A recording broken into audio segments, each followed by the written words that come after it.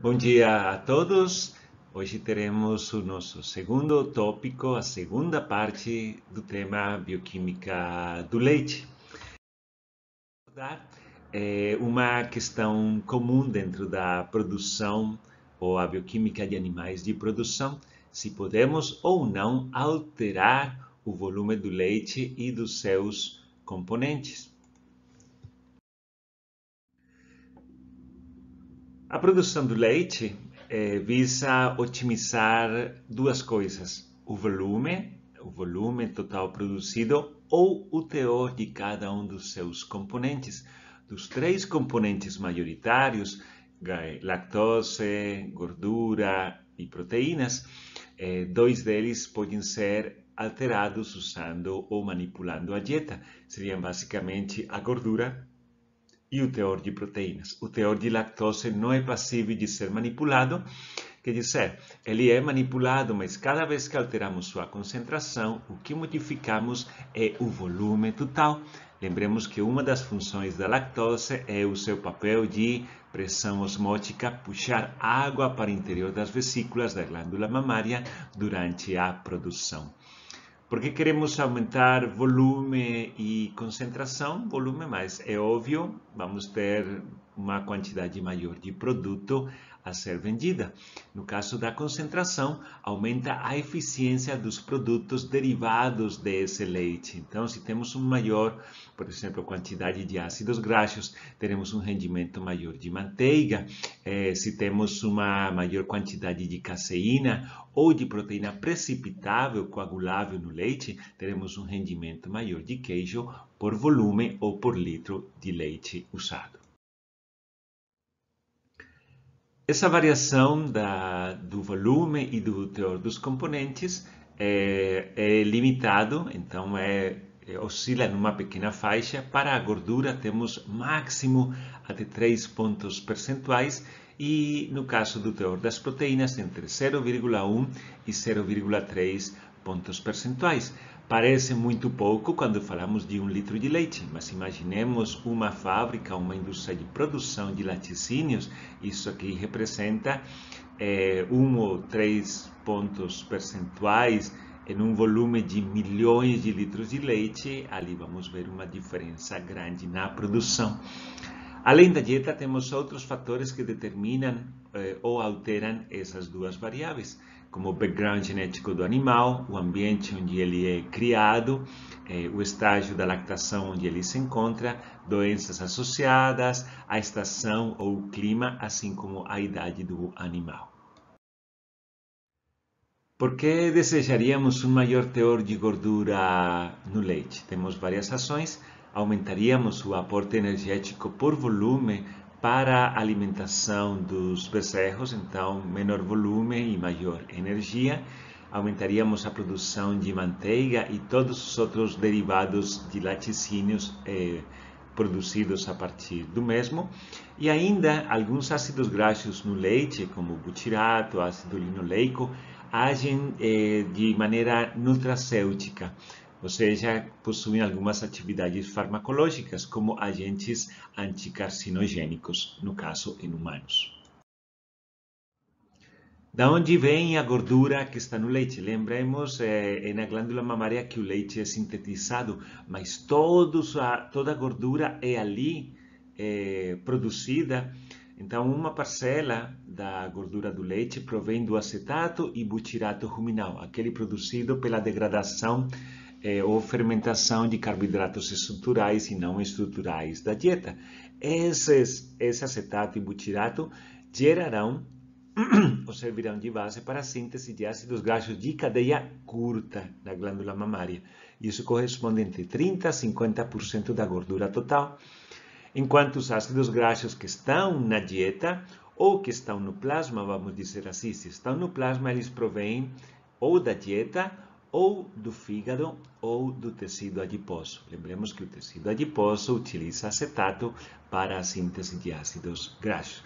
Esses ácidos graxos que estão no plasma geralmente são de cadeia longa, ou seja, superior a 14 carbonos. Lembremos a estrutura dos ácidos graxos: um ácido graxo saturado, longo esqueleto ou cauda de carbonos, um grupo carboxila, ácidos graxos insaturados, estrutura semelhante, porém com duplas ligações intercaladas ao longo dessa cauda. Continuando com a origem da gordura, então, se temos a forragem como alimento, a forragem vai para o rumen, é fermentada, ali tínhamos carboidratos estruturais e não estruturais, geramos ácidos voláteis e esses ácidos voláteis são endereçados para a glândula mamária, onde permitem a síntese de ácidos graxos de cadeia curta ou média, menor a 14 carbonos.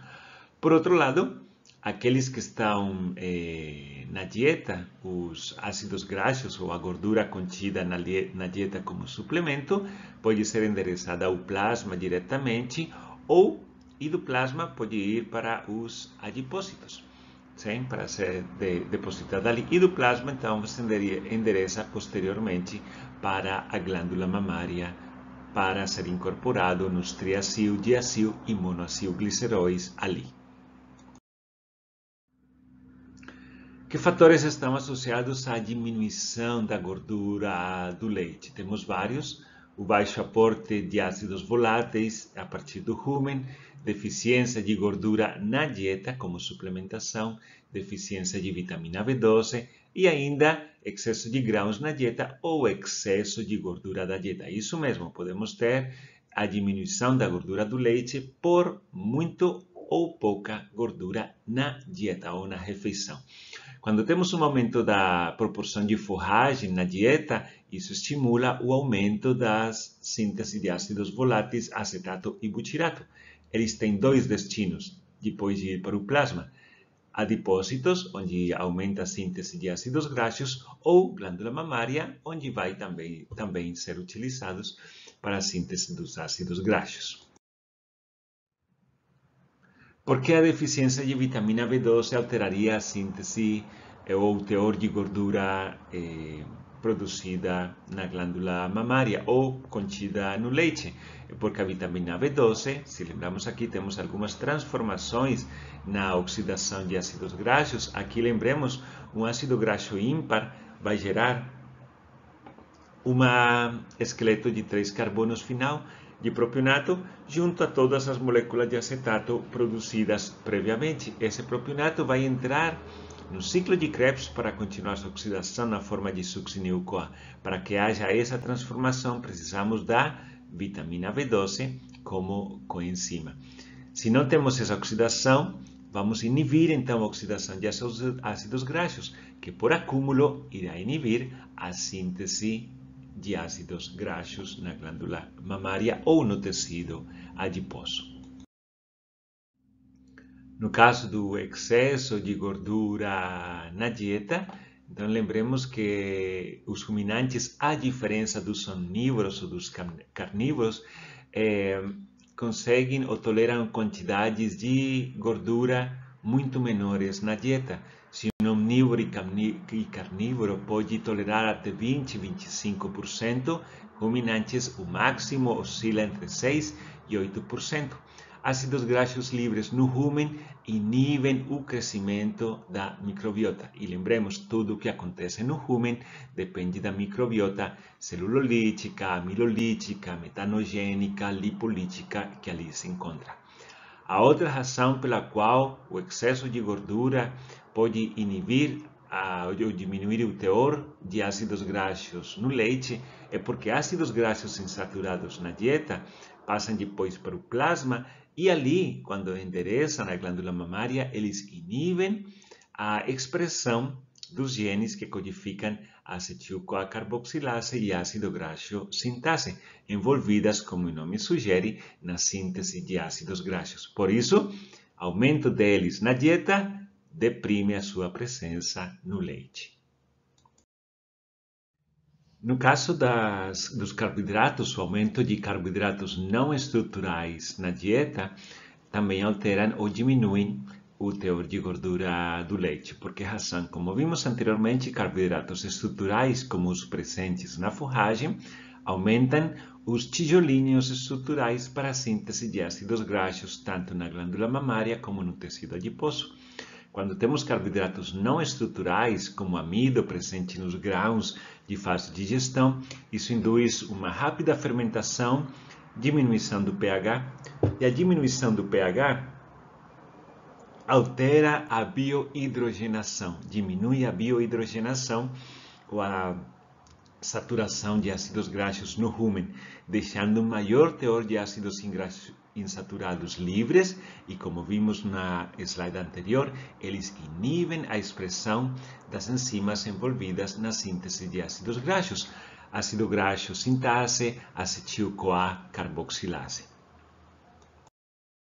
Carboidratos alteram o teor de gordura no leite. Será que o teor de proteína vai alterar também esse teor de gordura? Então, a proteína na dieta fornece nitrogênio para as bactérias celulolíticas poderem funcionar e continuarem a sintetizar acetato, por exemplo. Esqueletos de carbono ou alfa-cetoácidos de aminoácidos servem também para a síntese de ácidos graxos ramificados. Porém, quando observamos os experimentos realizados com suplementação de proteína, de aminoácidos livres, aminoácidos encapsulados, não há um consenso sobre o efeito. Ou seja, a conclusão principal é que a manipulação do teor de proteína na dieta não é uma forma eficiente, não é, de alterar o teor de gordura no leite, além de que fica extremamente caro, certo? Além ou a menos que utilizemos nitrogênio não proteico. Outro fator associado ao teor, ou que modula o teor de gordura no leite, é o pH ruminal. Lembremos, tudo o que acontece no rumen, ou que está associado à produção de ácidos voláteis, depende da microbiota, e a microbiota é extremamente suscetível à acidez ou alcalinidade no rumen. pHs acima de 6, 6,5 favorece a microbiota celulolítica e assim a produção de acetato e butirato. pHs menores de 6 ou pHs ácidos favorecem a microbiota amilolítica. Logo temos diminuição destes ácidos voláteis em preferência ao propionato. Ou seja, aumentando a produção de acetato e butirato, induzimos a síntese de ácidos graxos. Quando fazemos o contrário, diminuímos a síntese dos mesmos devido a que não há produção dos tijolos estruturais para a sua síntese, que acontece no tecido adiposo e na glândula mamária. De outro lado, pHs ácidos inibem a microbiota que faz a biohidrogenação. E se não há biohidrogenação de ácidos graxos, aumenta o teor de insaturação. E esses ácidos graxos insaturados no rumen passam no plasma e, quando chegam na glândula mamária, inibem a expressão das enzimas encarregadas da síntese dos mesmos. Será que, assim como a gordura do leite pode ser modificada pela dieta, podemos modificar o teor de proteínas? A resposta é sim. Ele pode ser modificado, só que em uma proporção bem menor do que aquela observada para a gordura. O mais importante no leite é o teor de caseína. Por que razão? Quando falamos em interesses de produção, certo? Não energéticos nem nada adicional. Porque a caseína é o principal componente do queijo. Logo, aumentando o teor de caseína, teremos maior eficiência de queijo gerado a partir de litro de leite. A outra é que alguns peptídeos ou a degradação de proteínas gera peptídeos que possuem atividade nutracêutica. Logo, o leite poderia ter atividade farmacológica. Em animais de produção, geralmente alimentados com grãos e com forragem, podemos ter deficiência do teor de aminoácidos para a síntese de proteínas. Respectivamente, quando uma dieta é rica em milho e soja, geralmente temos que suplementar lisina e metionina, ou quando a dieta é rica em cevada e aveia, a deficiência é em histidina. Logo, é necessário fazer uma suplementação destes aminoácidos ou permitir que o nitrogênio não proteico na proteína microbiana possa ser utilizado para a síntese de. Lembremos, a proteína microbiana corresponde a metade, pelo menos, da proteína que é absorvida pelo ruminante. Ou seja, cada vez que um ruminante consome aminoácidos, nitrogênio não proteico ou proteína, toda ela vai ser transformada, ou uma boa parcela, em proteína microbiana, e só depois que essa proteína microbiana é degradada, depois do omaço e abomaço no intestino delgado, que vai ser absorvida como aminoácidos.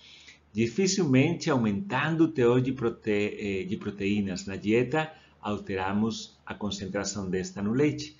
O que sabemos é que existe um valor mínimo que deve ser ingerido para mantermos a concentração de proteína no leite final.